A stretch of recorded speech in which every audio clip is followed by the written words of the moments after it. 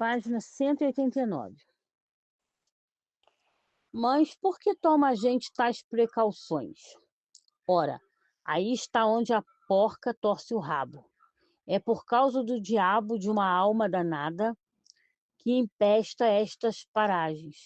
Eu conto a Vossa Excelência. E o homenzinho, engolindo em seco, contou prolixamente que São Brás, ou Ponta do Fogo, como Dante lhe chamavam, fora no outro tempo lugar em terras boas e férteis, onde se podia plantar e colher muito, que abençoadas eram elas pelas mãos de Deus.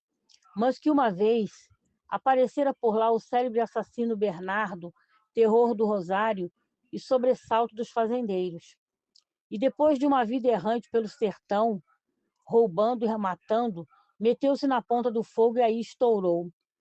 E desde então, nesse desgraçado lugar, nunca mais vingara fruto que não tivesse ressaibo de veneno, nem medrara planta sem mitinza. As águas deixavam cinza na boca, a terra e a gente a colhia na mão, virava-se em salitre, e as flores fediam a enxofre, mas quem comesse desses frutos e se deitasse nesse chão, se banhasse nessas águas e cheirasse aquelas flores, ficava por tal modo enfeitiçado que não havia meio de arrancá-lo dali, porque o diabo tinha untado o fruto de mel, perfumado as flores e amaciado a relva para engodar o caminheiro incauto. Foi isso, continuou ele, o que sucedeu ao pobre José de Eito, quando se meteu por cá e enfeitiçou-se. Eu era muito novo nesse tempo, mas bem me lembro de ter visto tantas vezes, coitado, todo amarelo, morrinhento e resmungão, que logo se adivinhava que o diabo lhe pegara alguma. E sempre andou assim. Um dia morreu-lhe a mulher de repente, e ele pouco depois foi varado por um tiro que nunca ninguém soube de onde veio. Daí em diante São Brás ficou tapera. No lugar em que morreu José levantou-se uma cruz, e todos os que passam por lá rezam pela alma do desventurado, até encher certa conta de orações, com que ela possa descansar. Enquanto isso não chega, vaga pela tapera a pobre alma penada, de dia que nem um pássaro negro enorme que canta afinados, e de noite vira-se numa feiticeira que dança e canta rindo como as raposas. Quando algum imprudente atravessa perto, a feiticeiro persegue de tal feito que o infeliz, se não estiver bem montado, ela o pilha com certeza. Página 190. E se o pilha? Se o pilha, nem falar nisso é bom. Se o pilha, vira-se logo, toda em ossos e cai-lhe em riba, com tal fúria de pancadas que o deixa morto. E depois? Depois volta a alma para a penitência, tendo perdido por pancada que deu 20 coroas de Padre Nossos. Quando Vossa Excelência for amanhã, é bom levar na sela do seu cavalo um galinho de arruda, e ao depois de rezar a cruz, vá o sacudindo sempre até as mangueiras do cancela, sem nunca parar com a reza que lhe ensinei. Sim, mas diga-me uma coisa, este José do Eito não se chamava José Pedro da Silva? Justo Vossa Excelência o conheceu de nome, pois eu conheci perfeitamente, e a pedido de Raimundo, o portuguesinho descreveu o tipo de José, e contou o que sabia da vida dele. O rapaz escutara tudo com interesse religioso. Não queria perder uma só daquelas palavras, mas tinha muitas vezes que interromper o narrador para lhe fazer perguntas a que o outro respondia em parênteses rápidos. Pois a dona Quitéria Santiago morreu pouco antes do marido.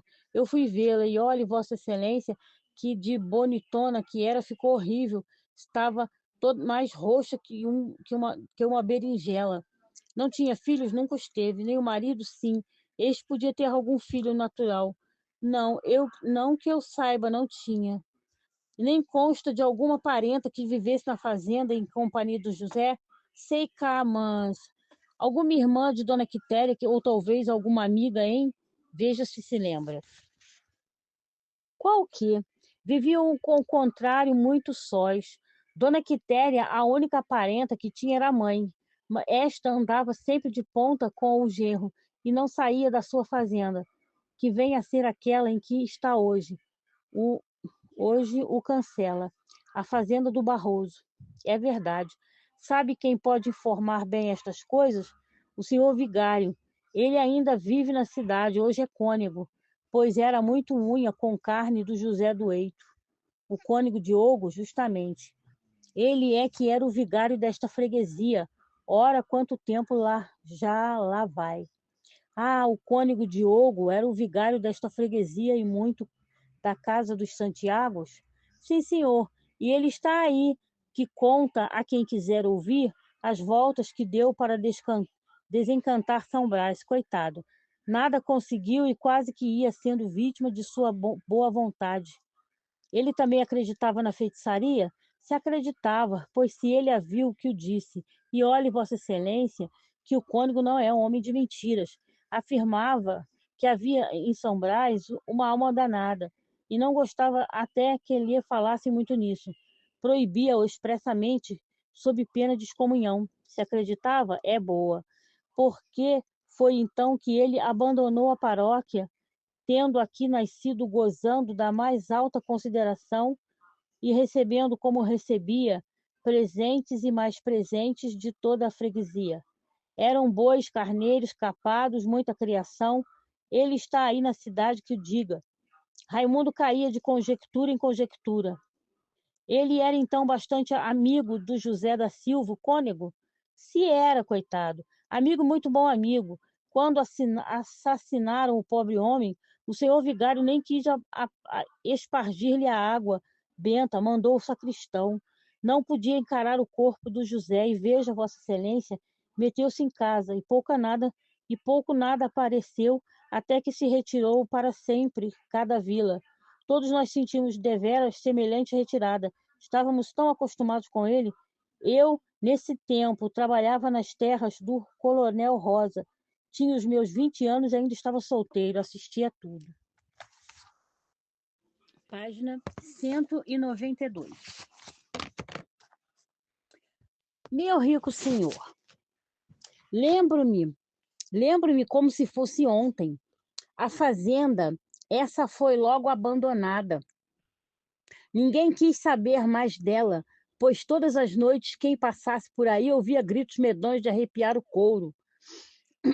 Mas além do José e da mulher, quem mais morou nesse lugar?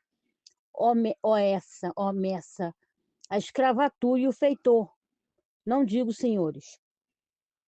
Não digo senhor, não digo senhores. Ninguém mais. É a verdade. O José era feliz com a mulher? Vivia bem? Qual? Pois se lhe estou a dizer que aquelas terras são terras do diabo. Viviam que nem o cão com o gato. O cônego ainda assim era quem os acomodava, dando-lhes conselhos e pedindo a Deus por eles. E Raimundo perdia-se novamente em conjecturas, sempre sombras, sempre as mesmas dúvidas sobre o seu passado. A conversa afrouxou. O portuguesinho deitou-se e, depois de uns restos de palestra, vaga e bocejada, adormeceu. Raimundo sonhou toda a noite. Às 4 da madrugada estavam de pé selados os cavalos, cheios o farnel para a viagem e o guia montado. Partiram às 5 horas. Logo que os dois e mais o guia se acharam em caminho, Raimundo procurou entabular a mesma conversação que tivera na véspera com o roceiro. Queria ver se conseguia arrancar de Manuel algum esclarecimento positivo sobre os seus antepassados. Nada obteve. As respostas do negociante eram, como sempre, que o sobrinho lhe tocava nisso, obscuras, difusas, entrecortadas de pausas e reticências. Manuel falou-lhe no cônego, na cunhada, no mano José e em mais ninguém. A respeito da mãe de Raimundo, nem a mais ligeira referência. Ora Deus, ora Deus. Estou sempre na mesma. Concluiu o moço de si para si e fez por pensar noutra coisa. O fato, porém, é que ele, apesar do seu temperamento de artista, Não tinha uma frase para as belas paisagens que se desenrolavam diante de seus olhos. Ia cabisbaixo, preocupado. Jornadearam em silêncio horas e horas.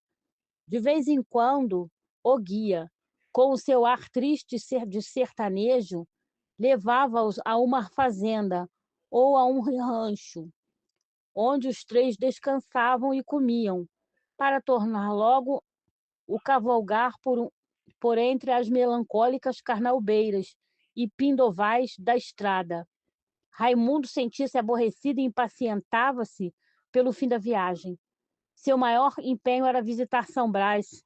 Propôs até que se fosse lá primeiro, mas o negociante declarou que era impossível, não tinha tempo a perder. Na volta, doutor, na volta, acrescentou, sairemos bem cedo e daremos um pulo até lá.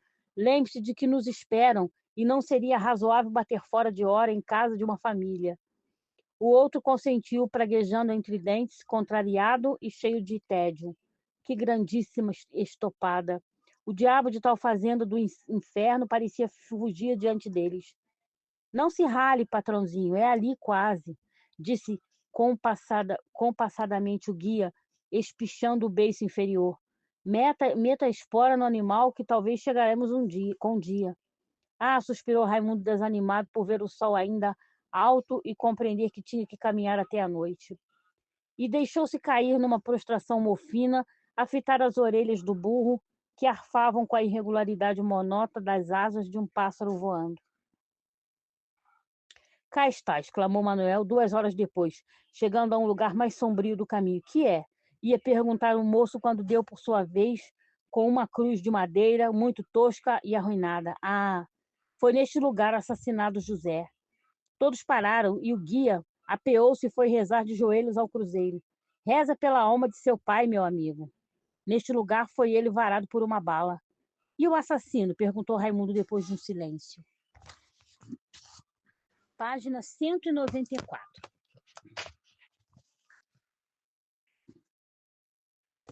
Algum preto, algum, algum preto fugido? Até hoje, até hoje nada se sabe ao certo, mas dizem que nisto andou unha política. Outros atribuem o fato ao diabo. Bobagens. Raimundo apeou-se e indagou se o pai estava enterrado ali. Manuel, já de pé, respondeu que não. Enterrara-se no cemitério da fazenda, ao lado da mulher. Aquela cruz, explicou, era um antigo uso do sertão. Servia para mostrar ao viajante o lugar onde fora alguém assassinado e fazê-lo rezar pela alma da vítima, como ali estava praticando aquele homem. E apontou para o guia que, terminada a sua oração, levantou-se e foi colher um ramo de murta e depois aos pés da cruz. Raimundo sentia-se comovido. Manuel de joelhos, cabeça baixa e chapéu pendurado das mãos postas, rezava convictamente. Ao terminar, surpreendeu-se por saber que Raimundo não tencionava fazer o mesmo. O quê? Pois então o senhor não reza? Não. Vamos? Ora, essa cá me fica. Então qual é a sua religião? Como adora o senhor a Deus? Ora, senhor Manuel, deixe-nos disso, conversemos sobre outra coisa. Não. Queria só que o senhor me dissesse como adora a Deus. Deixe disso, homem. Deixe a Deus em paz. Ora para que lhe havia a dedar. Mas nesse caso o senhor não tem religião. Tenho. Pois tão, não parece. Pelo menos não devia fazer tão pouco caso das rezas que nos foram ensinadas pelos apóstolos de nosso Senhor Jesus Cristo. Raimundo não pôde conter uma risada e, como o outro se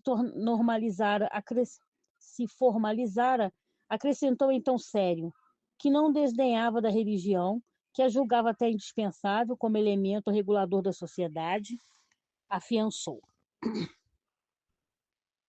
Que admirava a natureza e rendia-lhe o seu culto, procurando estudá-la e conhecê-la nas suas leis e nos seus fenômenos, acompanhando os homens de ciência nas suas investigações, fazendo enfim o possível para ser útil aos seus semelhantes, tendo sempre por base a honestidade dos próprios atos.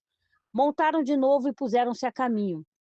Uma cerrada conversa travou-se entre eles, a respeito de crenças religiosas. Raimundo mostrava-se indulgente com o companheiro, mas aborrecia-se intimamente, revoltado por ter de aturá-lo. Da religião passaram a tratar de outras coisas, a que o moço ia respondendo com prazer. Afinal, veio à baila a escravatura e Manuel tentou defendê-la. O outro perdeu a paciência, exaltou-se e apostrofou contra ela e contra os que a exerciam, com palavras tão duras e tão sinceras que o negociante se calou meio enfiado. Entretanto, o guia cavalgava na frente, distraído, cantando para matar o tempo.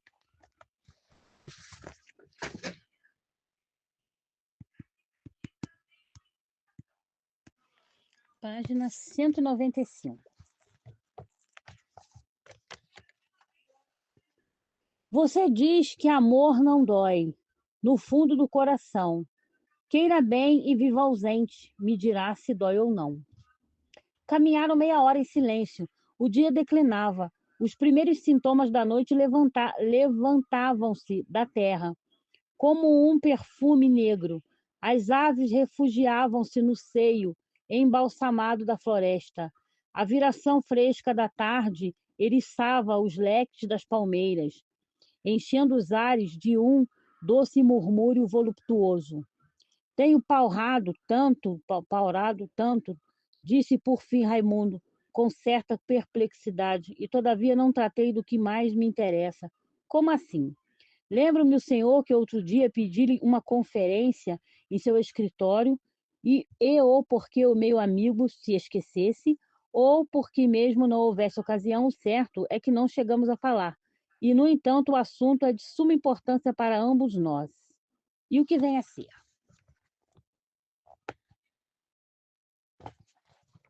Página 196. É um grande favor que tenho a pedir-lhe. Manuel baixou a cabeça contrafazendo o embaraço em que se via. Trata-se de alguma questão comercial? Perguntou. Não, senhor, trata-se de minha felicidade. É a mão de minha filha que deseja pedir? É. Então tenha a bondade de desistir do pedido. Por quê? Para poupar-me o desgosto de uma recusa. Como? Como? É natural que o senhor se espante, concordo. Dou-lhe toda a razão, está no seu direito. O senhor é um homem de bem, é inteligente, tem o seu saber, que ninguém lhe tira, e virá sem dúvida conquistar uma bonita posição. Mas o quê? Mas o quê? Desculpe-me se o ofende tal recusa de minha parte, mas creia, ainda mesmo que eu quisesse, não podia fazer-lhe a vontade. Está já comprometida com outro, talvez bem. Nesse caso, esperarei, resta-me ainda a esperança. Não é isso, e peço-lhe que não insista. Não quer separar-se da menina? Oh, o senhor martiriza-me. Também não é? Então que diabo? Terei, sem saber, alguma dívida de meu pai que haja de rebentar por aí como uma bomba? Que lembrança! Se assim fosse, eu seria um criminoso em não o ter nunca prevenido. O que o senhor possui está limpo e seguro.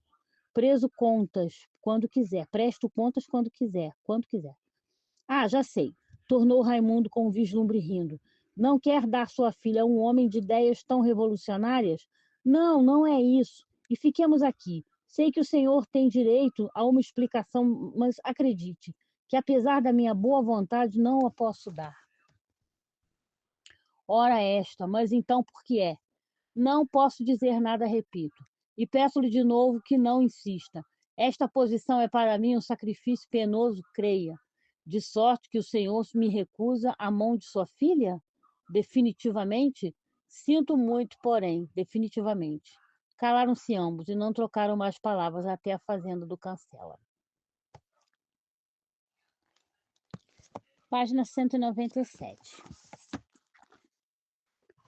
Quando chegaram ao portão da fazenda, já a lua resplandecia, desenhando ao longo da eira a sombra espichada de enormes macajubeiras sussurrantes.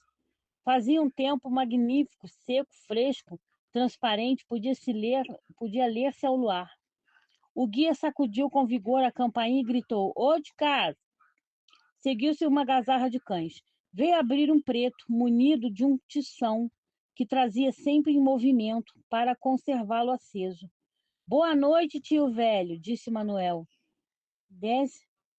Desbanoite, branco, respondeu o negro. Desbanoite, branco, respondeu o negro. E, segurando a brida do cavalo, conduziu com este o cavaleiro até a casa. Raimundo e o guia seguiram atrás. De longe avistaram logo uma parede rebocada disforme, que ao lugar se afigurava um lago entre árvores. Mais perto, o lago se transformou num sobrado, e os viajantes descobriram uma porta em cujo esvazamento se desenhara o vulto varonil do Cancela, que detinha 2 formidáveis rafeiros. Página 198.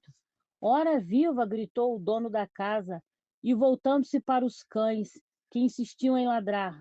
Safa, rompe nuvens, arreda, quebra ferros. Os cães rosnaram amigavelmente, e o fazendeiro, com sua voz forte de pulmões enxutos, gritou para Manuel. Então, sempre veio. Pois olhe, cuidei que desta vez fizesse como das outras. Enfim, como vai essa católica? Assim, um pouco moidito da viagem, disse Manuel, entregando o cavalo ao preto e apertando a mão do Cancela. Como lhe vão cá os seus? Bons, louvado a Deus, louvado Deus. Ainda estão na Ave Maria, mas não devem tardar. Efetivamente vinha do interlocutor da casa um coro abafado de vozes que rezava cantando. Raimundo aproximou-se depois de apear. Este é o mundico de que lhe falei, declarou Manuel, empurrando o sobrinho para a frente. O rapaz espantou-se com a rústica apresentação, e muito mais quando o roceiro, em vez de cumprimentá-lo, pôs as mãos nas cadeiras e começou a passar-lhe uma revista de cima a baixo, como quem examina uma criança. Com os diabos! Exclamou, soltando uma risada. Você e seu compadre falaram em um menino há 12 anos. Olha o demo, pois seu mundiquinho aperte essa mão, que é de um de um antigo amigo de seu pai. E não repare se não encontrar por aqui o bom trato da cidade. Isto cá sempre é roça, mas vá como o outro, que diz, mais vale pouco de bom coração que muito de sovina. E conduziu o hóspede à varanda, menos o guia, que se tinha aboletado já pelos ranchos dos pretos. Homem, vocês vão se assentando nessas redes. Ó Pedro, vê cachimbos, traze a cana e o café, ou querem antes vinho? Qualquer coisa. Página 199. Temos aqui conhaque, ofereceu Raimundo, apresentando um frasco que trazia a tiracolo. Pode fartar-se com ele, desdenhou Cancela. É coisinha que não me entra cá no bico. Encheram-se 3 copinhos de cana-capim. Lá, nossa! E veio despir-se para cear. E conduziu-os a um quarto destinado exclusivamente a hóspedes. A casa compreendia a antiga fazenda Barroso, onde noutro tempo morou e morreu a sogra de José da Silva, e uma parte nova feita de pedras de cal, cujo cuidado da construção revelava a prosperidade do rendeiro. A casa nova, como chamavam a última parte, compunha-se de um grande avarandado, no qual, fazendo às vezes de cadeiras, viam-se redes armadas em todos os cantos. No centro, que é o lugar de honra nas fazendas do Maranhão, havia um quarto espaçoso e arejado, e o mais eram paredes sem pintura e tetos sem forro, potes de barro vermelho, vassouras de carnaúba encostadas por aqui e por ali, selinhos estendidos no parapeito da varanda. A respeito de mobília, nada mais do que uma mera tosca e bancos compridos de pau.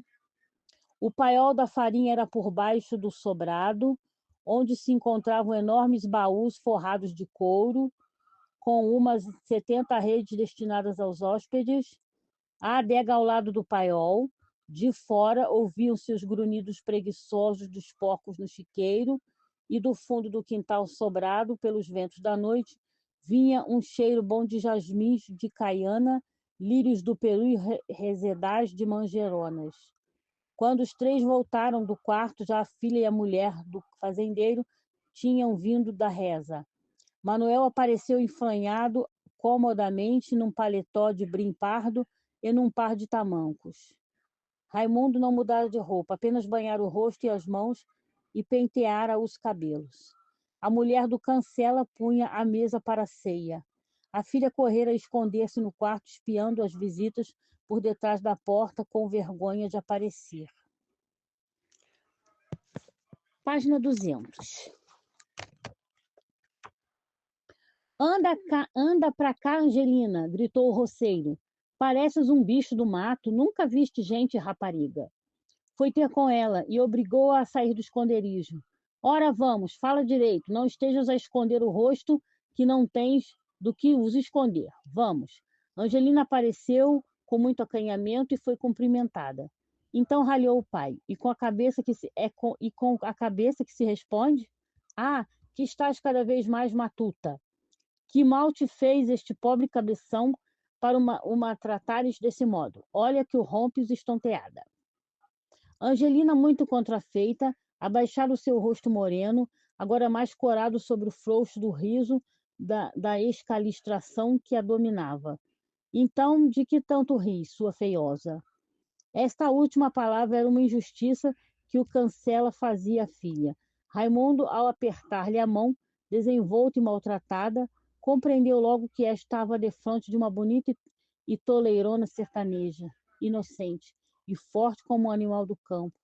Era mulher de 18 anos, mulher porque tinha já o corpo em plena formatura, já tinha ombros fartos, colo cheio e braços desenvolvidos no trabalho ao ar livre.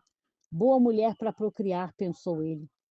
Isto que você está vendo aqui, meu amigo, é uma sonsa, disse o Cancela, satisfeito com o ar lisonjeiro de Raimundo. Capaz é ela de virar esta casa de pernas pro ar e parece que não quebra um prato. Olhe se a tonta já me tomou a bênção depois da reza. Parece que empanemou com as visitas. Ainda daí, anda aí, bicho brabo. A rapariga foi beijar-lhe a mão, e ele ferrou-lhe depois uma palmada na rija almofada do quadril. Está disfarçada, vá lá, Deus te faça branca. Por esse tempo, Manuel conversava com a esposa do Cancela, brasileira pequenina, socada, cheia de vida, dentes magníficos, morena e de cabelos crespos. Respirava de toda ela o ar modesto de quem gosta de fazer o bem, estava sempre à procura de alguma coisa para arrumar, muito ativa, muito asseada e muito trabalhadeira. Na cozinha dava sota e a mais pintada. Sabia lavar como ninguém e assistia à roça dos pretos sem cair doente. Para um tudo, diziam dela os escravos. Chamava-se José e só fora 2 vezes à cidade. Então, reclamou o fazendeiro, quem ou não vem essa merenda? Olhem que os homens devem trazer o estômago da espinha, e eu não lhes quero dar trela sem havermos manducado. A mulher ouviu o fim da reclamação já na cozinha. Por que não despiu você essas tafulárias? Perguntou o dono da casa a Raimundo. Por cá ninguém olha para elas. Se quer, ponha-se a gosto. Obrigado. Bem sei, estou à vontade. E conversavam enquanto Angelina punha a mesa. Cancela sentia-se satisfeito locais, gostava de dar a língua, e quando pilhava hóspedes que o aturassem, ninguém podia com a vida dele. Entretanto, Josefa trazia já as iguarias e os homens dispunham-se a comer com apetite. À luz de um antigo candeeiro de querosene, reverberava uma toalha de linho branco, onde a louça reluzia escaldada de fresco. As garrafas brancas, cheias de vinho, de caju, espalhavam em torno de si reflexos de ouro. Uma torta de camarões estalava sua crosta de ovos. Um frangão assado tinha a imobilidade resignada de um paciente. Uma cuia de farinha seca simetrizava com outra de farinha d'água. No centro, o travessão do arroz solto alvo, erguia-se em pirâmide, enchendo o ar com o seu valor cheiroso. Sentia-se a gente bem ali, com aquele asseio e com aquela franqueza rude do Cancela. Olé! Gritou este, destapando uma fumegante terrina de mundubés e fidalgos. Temos peixe de escabeche, bravo, e passando a examinar o que mais havia. Bravo, bravo, moquecas de sururu, peixe moqueado. Olhem que este não é do rio, e por isso não se pilha por cá todos os dias. Tem escamas, seu Manuel. E enchiam-se os pratos. Página 202. Famoso, está famoso, repetia, levando à boca grandes colheradas. Então as senhoras não nos fazem companhia? Disse Raimundo, voltando-se para as duas. Qual? Apressou-se o fazendeiro a responder. Não estão acostumadas com pessoas de fora. Deixe-as lá, que ao depois se arranjarão mais à vontade. Olha ali a minha Eva, diz que não aprecia o seu peixinho, senão comido com a mão. Coisa de mulher, deixa-as lá. Contudo, Josefa veio presidir a mesa ao lado do marido e informava-se do êxito dos seus quitutes. Não os deixes sem provarem daquela torta de sururus que está de encher o papo. Lá chegaremos, lá chegaremos. Vai apanhar mais pimentas. Ó amigo, entorne sem receio. Não tenha medo, que o vinhito é fraco.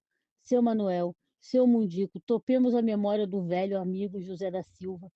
Os três beberam de Cancela, depois de pousar o copo vazio, acrescentou com respeito, limpando a boca nas costas da mão. Foi meu segundo pai.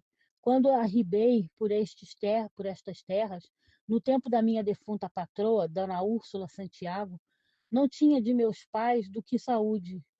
Não tinha de meus pais mais do que saúde, força e boa vontade. Pois o José, que então namoriscava a filha da patroa, a dona Quiterinha, meteu-me aqui como feitor e disse-me: olha lá, rapaz, encosta-te por aí, que se souberes levar o gênio da velha e mais o do vigário, podes até fazer fortuna. Ela tem lá uma afilhada de muita estimação, bem prendada e de boa cabeça. Vou eu, fico a servir na casa e, graças a Deus, sempre mereci a confiança de Dona Úrsula. De noite vinha para a varanda conversar com ela junto com a minha Josefa, que nesse tempo era uma tetéia que se podia ver. O certo é que ao fim de 2 anos casava-nos o senhor Padre Diogo, e em boa hora o diga tenho sido feliz, louvado o Santíssimo. Comeu e prosseguiu: já fiz esta casa em que estamos ceando, levantei o engenho, meti braços na roça, plantei algodão, que aqui não havia, e tenciono, se Deus quiser, fazer no seguinte ano muitas outras benfeitorias. Eles já quererão o café? Perguntou Josefa, comovida com a narração do marido. Depois do café, serviram-se de restilo de ananás, e acenderam-se os cachimbos de cabeça de barro, preto e taquari de 3 palmos. Gasta meia hora de palestra. Manuel queixou-se de que já não era homem para grandes façanhas e precisava descansar o corpo. Pois fica o resto para amanhã, Pedro. Meu senhor, leva essa gente para a casa dos hóspedes e mostra-lhes o quarto que tua senhora preparou. Já ouvi, sim, senhor. Então, muito boa noite. Até amanhã. Manuel e Raimundo instalaram-se num quarto da casa velha, outrora morada da sogra de José da Silva. Esta parte, ao contrário da outra, era um sobrado silencioso e triste, que só respirava abandono e decrepitude. Em breve o negociante ressonava, ao passo que o rapaz, estendido numa rede, olhava pela janela o céu afogado em luar, passando mentalmente revista ao que fizera durante o dia. Os acontecimentos desfilaram no seu espírito em uma procissão vertiginosa e extravagante. Vinha na frente o pedido da mão de Ana Rosa, de braço dado à recusa, Logo atrás, o portuguesinho da vila passava cantando com um galho de arruda na mão.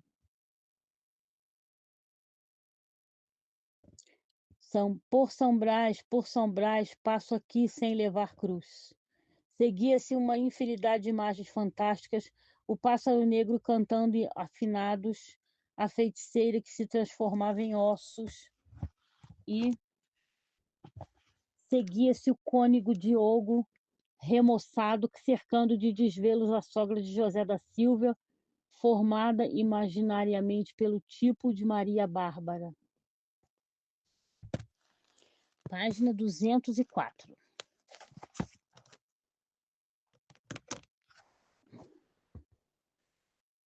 E Raimundo, sem poder conciliar o sono, demorava-se até a pensar em coisas de todo indiferentes. O guia, preguiçoso e tristonho, a cantar no seu falsete de mulher. Uma fazenda que encontraram, em que havia um homem muito gordo e idiota, as ruínas de uma casa que de longe lhe pareceu à primeira vista uma fazenda bombardeada, e assim 1000 outros assuntos vagos e sem interesse vinham-lhe à memória com insistência aborrecida. Afinal, chegou à vontade de dormir, mas a recusa de Manuel apresentou-se de novo e a vontade fugiu espantada. Por que seria que aquele homem lhe negou tão formalmente a mão da filha? Ora, com certeza por qualquer tolice, e nem valia a pena preocupar-se com semelhante futilidade. Amanhã, calculava ele, saberia tudo, e tinha até vontade de rir pelo ar grave com que o tio lhe respondera. Ora, no fim de contas, não passava de alguma criancice do Manuel. Ou quem sabia lá alguma intriga? Sim, bem podia ser. No Maranhão, o espírito de bibliotícia ia muito longe, e não havia de ser outra coisa. Ou uma intriga, mas que intriga? Ah, ele descobriria tudo olá, ficaria tudo em pratos limpos, nada de desanimar, e sem saber por quê, reconhecia-se muito mais empenhado naquele casamento. Desejava-o muito mais depois da resistência oposta ao seu pedido. A recusa de Manuel vinha dar-lhe a medida do verdadeiro apreço em que tinha Ana Rosa. Até ali julgava que aquele casamento dependia dele somente e preparava-se, frio, sem entusiasmo, quase fazendo sacrifício. E agora, depois do insucesso do seu pedido, eis que o desejava com ardor. Aquela recusa inesperada era para Ana Rosa o que um fundo negro é para uma estátua de mármore. Fazia destacar melhor a harmonia das linhas, a alvura da pedra e a perfeição do contorno. E Raimundo, procurando medir a extensão do seu amor por ela, topava de surpresa em surpresa, de sobressalto em sobressalto, pasmado do que descobria em si mesmo, espantando-se com os próprios raciocínios, como se foram apresentados por um estranho, chegando às vezes a não compreendê-los bem e fugindo de esmerilhá-los, com medo de concluir que estava deveras apaixonado nesta duplicidade de sentimentos. Seu espírito passeava-lhe no cérebro às apalpadelas, como quem anda às escuras num quarto cheio, alheio e desconhecido. E que tal? Monologava. Não é que estou há 2 horas a pensar nisto?